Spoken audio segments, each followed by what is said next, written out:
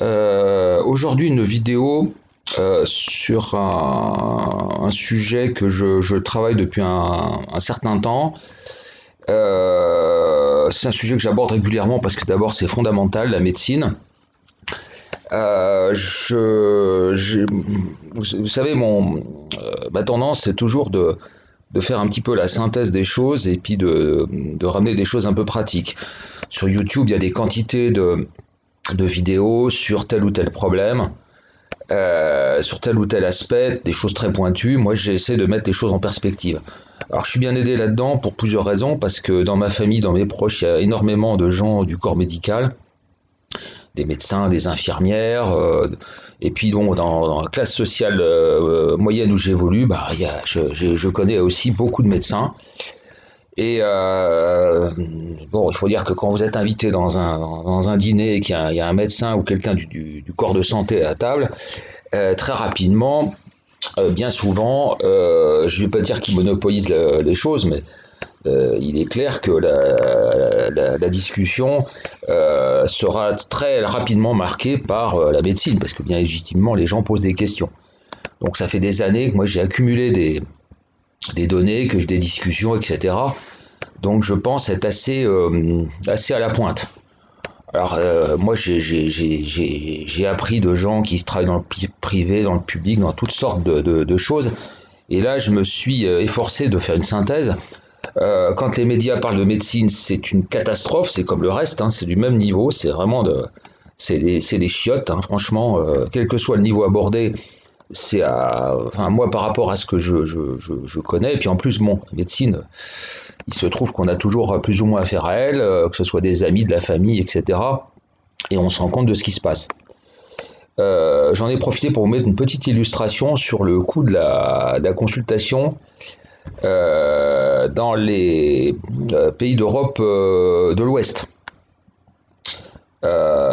Sachant qu'à l'Est, là, c'est un peu déjà, il faut trouver un médecin, et puis après, le prix, ben, c'est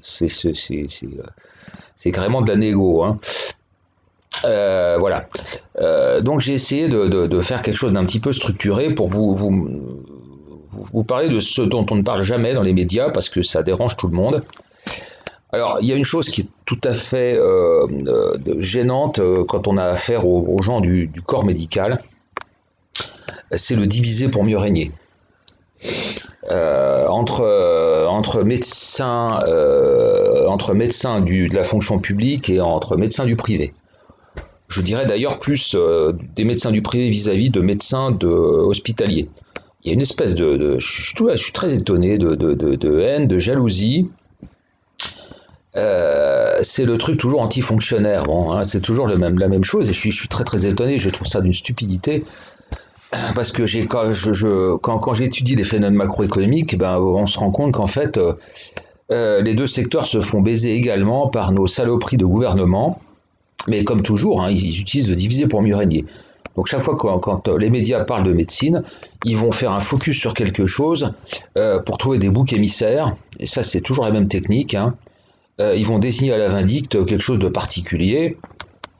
Alors, les urgences, là, on en parle quand même parce qu'on ne peut plus cacher les choses. Mais rappelez-vous, il y a quelques années, quand on parlait des urgences, on les montrait plutôt comme coupables.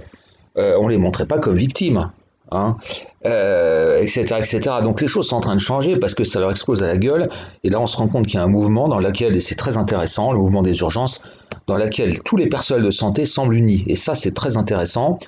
Ils ont compris qu'ils étaient dans la même barque et que là, ça devient dramatique. Alors, le découpage que j'ai fait. Donc, je vais vous parler d'abord, j'ai jeté ça sur un papier, les idées, tout simplement. Donc concernant la médecine de ville, qu'est-ce qu'on observe? Ben, il y a un phénomène de féminisation extrêmement important qu'on pourra discuter parce que ça traduit toujours quelque chose et voilà donc ça a un impact aussi très important. Une chose dont on ne parle jamais, c'est le poids des impôts et des charges, hein, URSSAF notamment, etc. Ça, les médecins n'en parlent jamais parce qu'ils sont toujours gênés ils se disent déjà on nous prend pour des riches, Si on va se plaindre qu'on paye énormément d'impôts, ce qui est tout à fait vrai, parce que je pense que s'il y en a qui m'écoutent et euh, qui gagnent plus de 3 000 € par mois, euh, ils comprendront hein, ce que je veux dire. Il faut parler aussi d'inégalités très importantes de revenus en fonction des spécialités. Alors, j'invente rien, il faut aller sur les sites tels que Conseil de l'ordre des médecins. Hein. C'est pas très, il y a des sites, hein, c'est pas très compliqué. Alors, d'après ce que j'ai retenu, ce sont les pédiatres les moins payés. Et les mieux payés seraient les radiologues, les mieux rémunérés. Donc il faut savoir que c'est des écarts absolument considérables. Hein. Les radiologues, la plupart des gros cabinets de radiologie, c'est des hommes d'affaires. Hein. Je suis pas en train de dire que c'est scandaleux, pas scandaleux, parce qu'à partir du moment où on a des footballeurs et puis on a des politiques, on a des Benalla et compagnie, vous savez, Alexandre Benalla, il gagne plus que la moyenne des médecins en France. Hein. Donc faut jamais oublier ça non plus. Quand vous commencez à jeter la pierre sur des médecins, réfléchissez aux centaines d'emplois de bullshit jobs qui sont beaucoup mieux payés que tous ces chargés de mission dans les collectivités et compagnie. Je peux vous dire que leur sort il est beaucoup plus enviable que celui de quelqu'un du corps médical. Donc les pédiatres, je crois que quand ils s'installent, ils crèvent la dalle, et quand ils arrivent à 3 000, 4 000 € par mois, ils sont contents. Les radiologues, c'est plutôt des centaines de milliers d'euros au moins de revenus par an. Bon, là encore, il y a aussi des disparités entre radiologues. Hein. Il y a des gros cabinets parisiens qui sont avec des chiffres d'affaires phénoménaux. Donc on observe c'est ce qu'on observe un peu partout, puis autour de soi, on voit plus de cabinets de spécialistes. Ils sont en train petit à petit, ils partent en retraite, ils disparaissent et ils sont pas renouvelés. Donc à part les ophtalmos, pratiquement vous trouverez plus de cabinets de rhumatologues, de dermatologues, ça n'existe plus ça. Enfin dermatologues, les cabinets de dermatologues que vous voyez, c'est des cabinets de dermatologie esthétique. Hein. C'est pas des vrais dermatologues, hein. Ils font plus vraiment de médecine. Alors ce qu'on observe aussi, c'est que de plus en plus ces médecins de ville font des horaires de bureau. C'est une fuite vers le salariat, où ils trouvent des boulots, notamment vers les maisons de retraite, les centres de soins, les centres de rééducation, les centres de convalescence, où il y a des trucs très intéressants, du style 10 000 € par mois, avec des horaires de bureau, des RTT et compagnie. Donc ça veut dire que ils travaillent moins et ils gagnent plus. Voilà, il faut le savoir.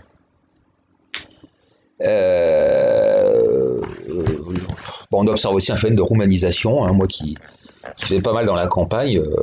Moi je sais que dans une des régions de l'Ouest où je vais le plus, c'est très impressionnant. Hein. C'est très très impressionnant, des dentistes aux ophtalmos en passant par les généralistes, il y a des régions entières où vous trouvez pratiquement plus que des non-roumains. Voilà. Avec ce que ça comporte comme problème, parce que c'est quand même des gens qui ont une autre culture, qui ont une autre mentalité, et j'estime que c'est pas... moi j'estime qu'un médecin doit être capable de comprendre la culture, le mode de vie et la mentalité des gens. Et les Roumains globalement sont souvent des gens assez durs, voire très durs. Donc voilà les phénomènes que j'observe. Alors en médecine hospitalière, le phénomène marquant, et je le dis et je le redis, c'est que Juppé a décidé, quand il était ministre, de réduire à néant le déficit de la sécurité sociale, avec donc des efforts de partout. Et en ce qui concerne les hôpitaux, grosso modo, c'est 1 milliard de dépenses en moins chaque année. Il faut que vous reteniez ce chiffre. Parce que quand on vous dit on débloque ci, on débloque ça, en fait, on déshabille Pierre pour habiller Paul. Hein. Vous savez, dans le budget de la santé, quand Buzyn, là, cette espèce de fourbe là, elle vous dit qu'elle débloque 50 millions pour les urgences. D'abord, c'est une somme dérisoire concernant le budget des urgences. Puis d'autre part, elle les a piqués ailleurs, quoi. Elle a pris par-ci par-là. Donc c'est évident. Une chose aussi, c'est l'aberration des rémunérations. Par rapport au nombre d'heures que les gens font. Bon, moi, j'ai discuté avec des médecins hospitaliers, ils comptent pas leurs heures malgré tout. Donc, c'est des gens qui font souvent plus de 60 heures par semaine en réel. Et quand on les interroge sur les RTT, bah, ils les prennent pas. Ils les prennent pas parce que de toute façon, il n'y a personne pour les remplacer. Hein. Donc, ils accumulent des quantités de RTT. Et bon, quand même, faut quand même dire que, moi, je trouve que la majorité des médecins sont quand même des gens, ce sont quand même des bisounours, des boy scouts, des licornes et compagnie. Les infirmières aussi, hein, là, je parle des médecins, je parle de l'ensemble le corps médical. Ils ont quand même tous une mentalité qui est comme ça. Bon, ils ont choisi ça, c'est un peu comme ça. Bon, la féminisation aussi, pareil. Alors, ça se traduit par un exercice à temps partiel. Euh, c'est évident. La plupart des femmes de médecins que je connais, elles ont souvent 3-4 enfants. Et donc voilà une chose importante. Et puis donc ça pèse aussi. Hein, donc c'est tout à fait logique qu'elles veuillent entre leur boulot qui devient épouvantable et pénible, bah, elles préfèrent se consacrer davantage à leurs enfants et ça c'est tout à fait normal.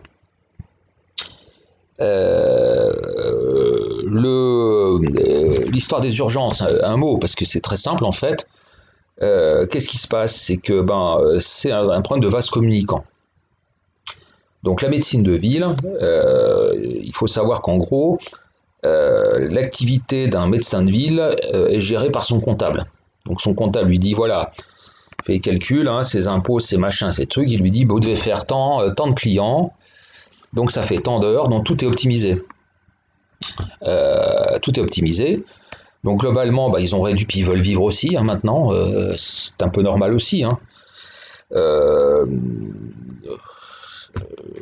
c'est Albert Camus qui disait hein, il faut être fort et heureux pour s'occuper du malheur des autres. Hein. Faut jamais l'oublier parce que je veux dire si vous avez un médecin en burn-out et dépressif, je sais pas si ça vous rassure. Hein. Si vous êtes malade, il faut mieux éviter. Donc ce qui se passe, c'est que donc la médecine de ville, ils ont essayé ils ont fait leurs calculs, ils en ont ras-le-bol, mais là encore, je ne leur jette pas la pierre.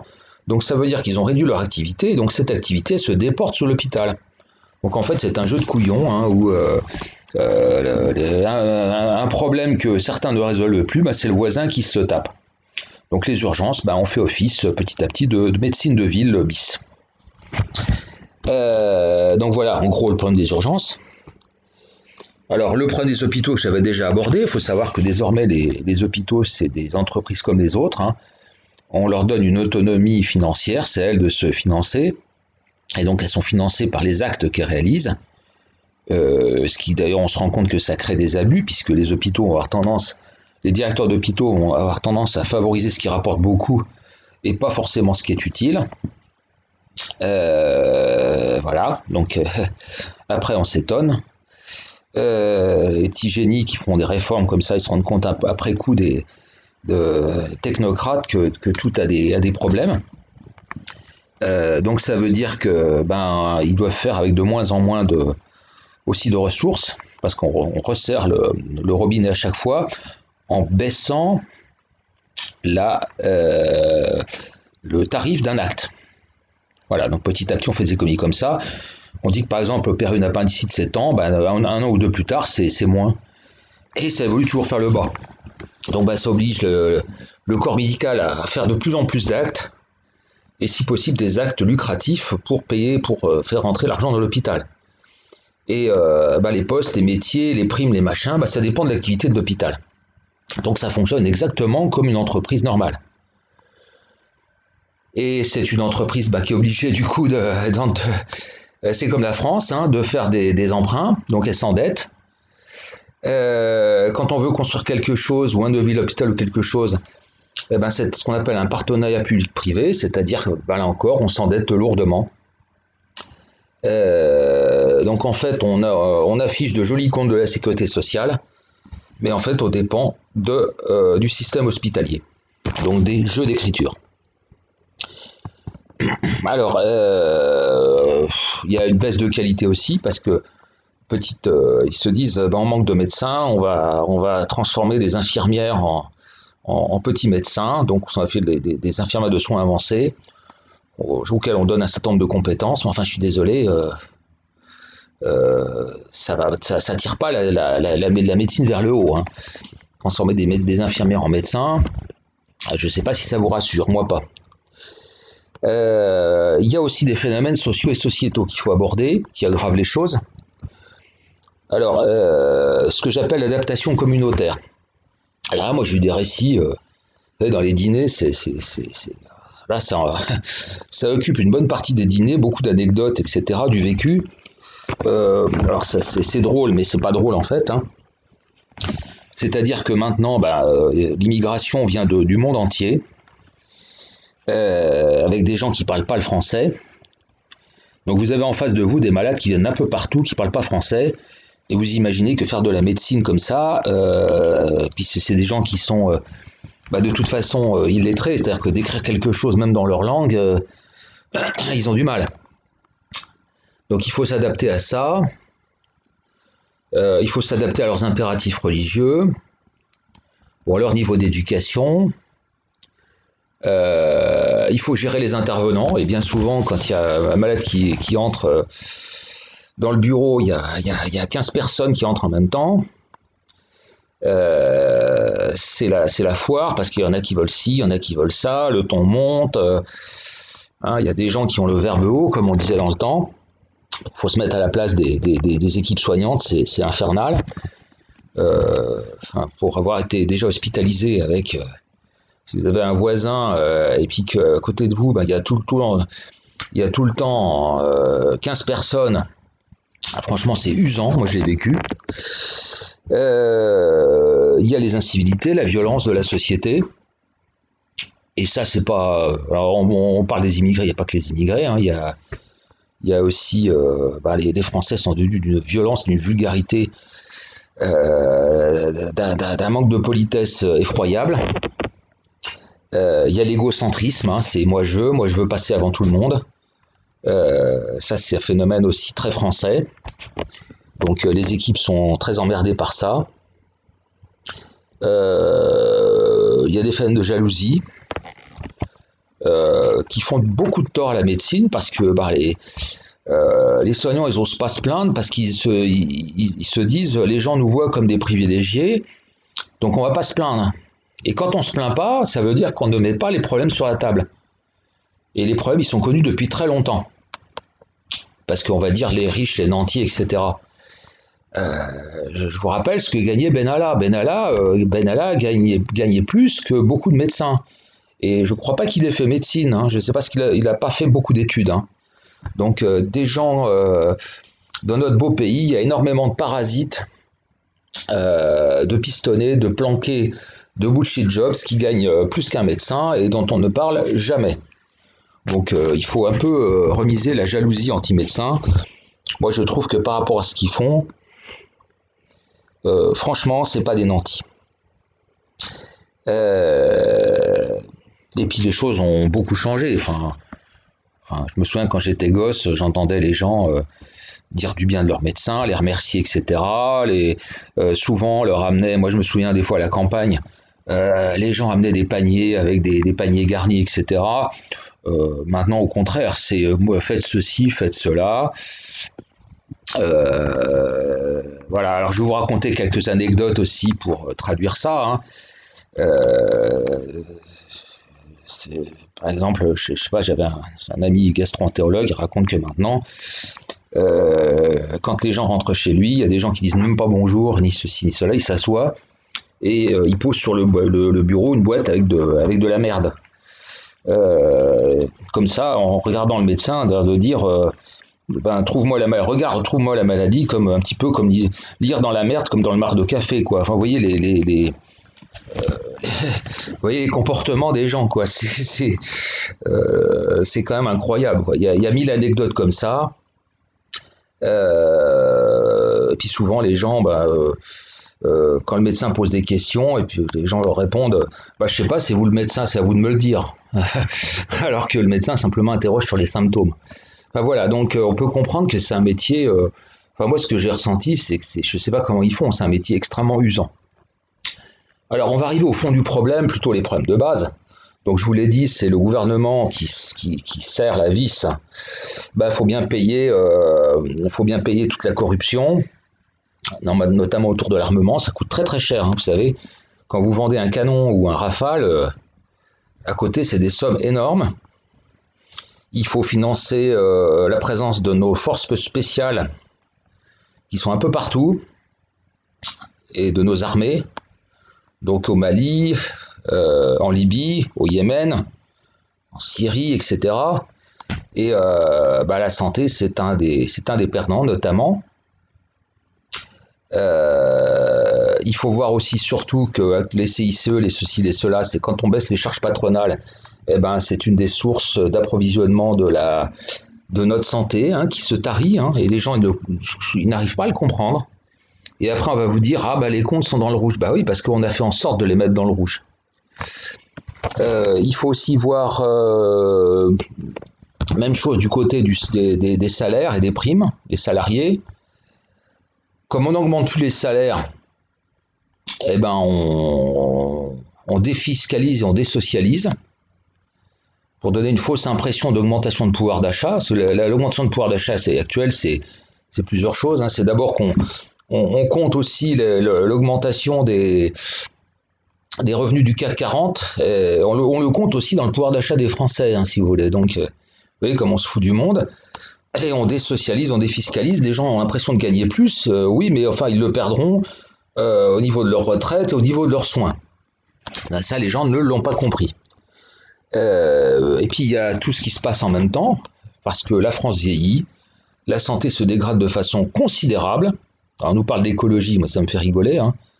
La santé des Français est en train de se dégrader de façon considérable. Moi, je l'observe autour de moi, c'est invraisemblable. Maintenant, on parle de sclérose en plaques comme, je ne sais pas si vous avez cette sensation, c'est devenu une maladie quasiment banale, avec des soins qui coûtent extrêmement cher. On prend en charge aussi des gens qui cotisent pas, hein, donc les migrants. On prend en charge des choses qui relèvent pas de la médecine, hein, comme la PMA. Je suis désolé, mais la PMA, bon, pour un couple stérile, c'est logique, c'est de la médecine, mais pour un couple, pour une femme célibataire qui est fertile ou pour un couple de lesbiennes fertiles, c'est pas de la médecine. Hein, et pendant ce temps-là, on dérembourse l'homéopathie, on ne sait plus où trouver du pognon. Voilà. Donc, j'ai voulu mettre tout ça. Ce qu'il faut quand on veut étudier sérieusement tous ces problèmes-là, il faut d'abord se nettoyer la tête, se dire évitons le diviser pour mieux régner, chassons tous les aspects jalousie des choses, parce que ça c'est ce que les gouvernements utilisent. Ils essaient de monter les gens les uns contre les autres. Donc s'il y a de moins en moins de médecins et de moins en moins de médecins qui s'installent en ville, réfléchissez, ça veut dire que ce métier ne doit pas être si lucratif que ça. Parce que si c'était si lucratif et si fantastique, il y en aurait beaucoup plus. C'est de la simple logique économique, hein. Donc si on a du mal à trouver des urgentistes, si on a du mal à trouver des médecins, si on a du mal, c'est clair, hein. Je veux dire, dans la campagne, si un médecin gagnait par exemple 20 000 euros par mois, je lance un chiffre comme ça, vous inquiétez pas qu'il y en a beaucoup qui viendraient s'installer dans la campagne, ne serait-ce que même quelques années pour se faire des économies. Voilà, donc dites-vous bien que s'ils viennent pas, c'est que de toute façon, ça n'a pas de, c'est les lois de l'économie, hein. Voilà. Alors essayez de voir ça, de ne pas tomber dans le piège de non plus de la haine, parce que c'est quand même ce qu'il y a de plus important, c'est notre santé.